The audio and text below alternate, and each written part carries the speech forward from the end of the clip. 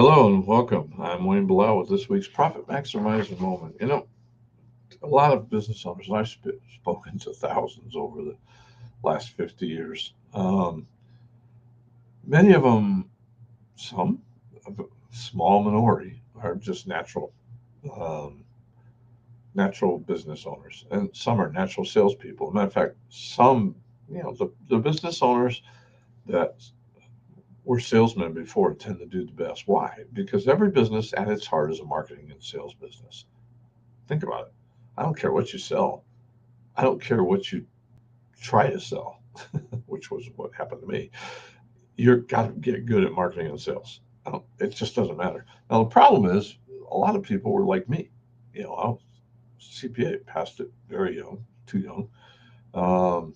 Worked with hundreds of thousands of businesses before I, not hundreds of thousands, hundreds and thousands of businesses before I decided to open my own place, CFO at Magnolia Coca-Cola, which is a local bottling company. It was actually a regional bottling company.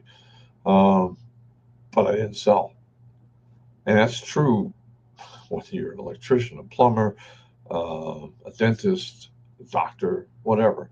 You're a good technician. You're good at what you do. And it didn't help me because I opened up, say, I'm going to open my CPA firm in 1991 and picked up, you know, four or five clients, can't remember, six right off the bat. Thought, hey, this is easy. The next one took 6 months. And the problem was I didn't know how to sell and I didn't have a sales system. All right. Well, I want to give you today the basics of what I've had to learn the hard way and paid a lot of money to various consultants to learn. Bought every book I could find on it. Dan Kennedy, I don't believe he's with us anymore, but if he is, God bless him. If not, God bless his soul. He did a lot to help small business owners, and his books are still out there and are worth getting.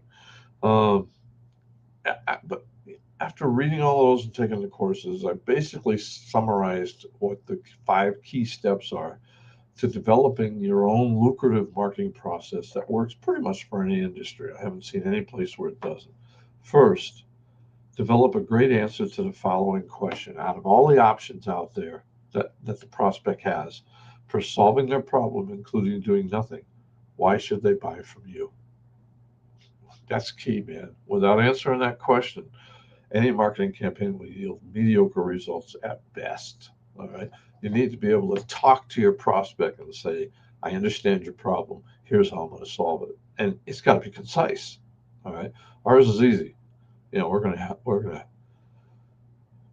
really narrow it down to two things, but when I'm talking to them, I expand it to three. But our job is to help you make more money and keep more of it from the IRS legally. That's it.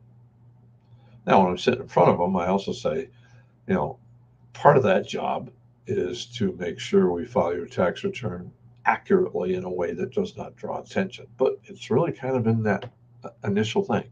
And that's listen to what I said. It's literally talking to what most business owners, and that's who I'm working with mostly, is what they're actually looking for. Okay.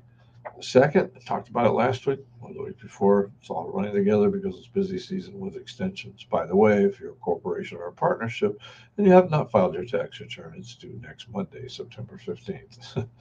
There's penalties for being late. Anyways, number two, determine your ideal customer. Who is most likely to buy this product or service? You should be able to paint a verbal picture of your ideal customer and be able to answer five things. What motivates them to buy? What problems are they trying to solve? What are they most worried about? Okay. What are their hopes and dreams, and how can your product help them reach it? They don't buy it just because. And what else should I know about them? Because everybody's different. Third, what is the best way to reach them? Yeah, that's important. You want to get that message of why you're the best for that prospect because you understand their problem, because you've answered the first two questions, but you need to get in front of them. Is that email, cell phone? Not a fan of text, but more and more that's it. Get their address or their email, telephone, whatever, regular telephone number, fax machine. It's kind of be careful with that. There's some legalities now. Trade shows, which social media sites are they on? what YouTube videos do they watch? You know, you, I'm sure you've all been on YouTube and you see the ads.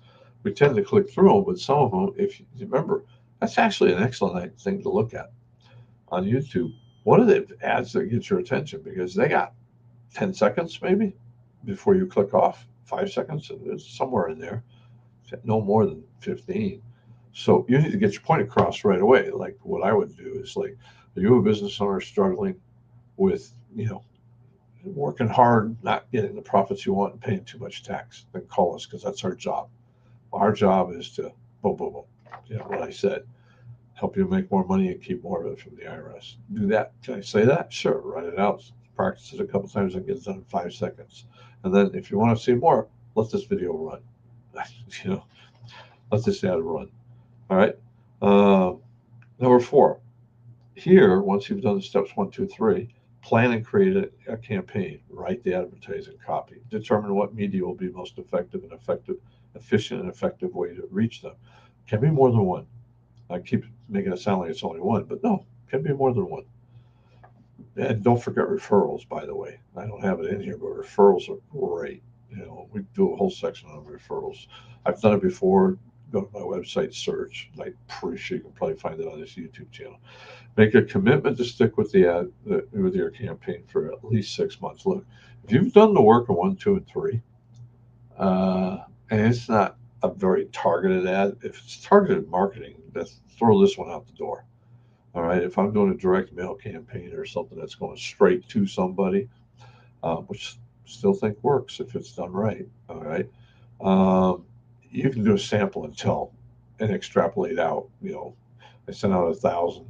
I got a 5% response rate. It would be fantastic, by the way, if you got your funnel set up correctly and you can follow up on the backside. Different animal. All right, then roll it out to another 15, 20,000. But if you're running a Facebook ad or you're running a Google ad or you're running something else, give it some time to work. Because unfortunately, repetition does work. Measure the results and test against a benchmark. Adjust as required. Don't be afraid, once you get an ad that's working, to try a different ad and see how it compares to the first. Always be looking to improve. All right. Automate the process so that it occurs even when you're busy. Don't get the contractors are notorious for that. They work and they work and they work and they get 2 or 3 big contracts and they don't have time to fill the pipeline. They finish the jobs, there's nothing there, or small. So make sure you have always keeping that pipeline going. Outline and plan the follow-up process that will occur after the sale. This is so important. This is where the real money-making opportunity is. Most of your marketing cost lies in getting the customer to make the first purchase. After that, your marketing costs drop dramatically. Your main goal with your marketing should be to make this first of many, many more sales. So you need to have a process afterwards. All right. Rewatch this video. It's kind of important. There's a lot of good stuff in here. Yes, it's short. All right. But it really condenses everything I've learned as much as I could. I mean, there's outliers and other things you can do. But basically, everything follows these 5 steps. So until next time, thank you for your continued support. Let's make this year our most profitable year ever. God bless. See you in church. And let's remember to love all our neighbors. Let's not have another political assassination like yesterday's Charlie Kirk assassination. None of our discourse should ever reach that point. We should be able to discuss with each other no matter what our viewpoints are. So anyways, like I said, God bless. See you at church. Have a great day. Have a great week. Great weekend. Thank you. Bye-bye. And we're out of here.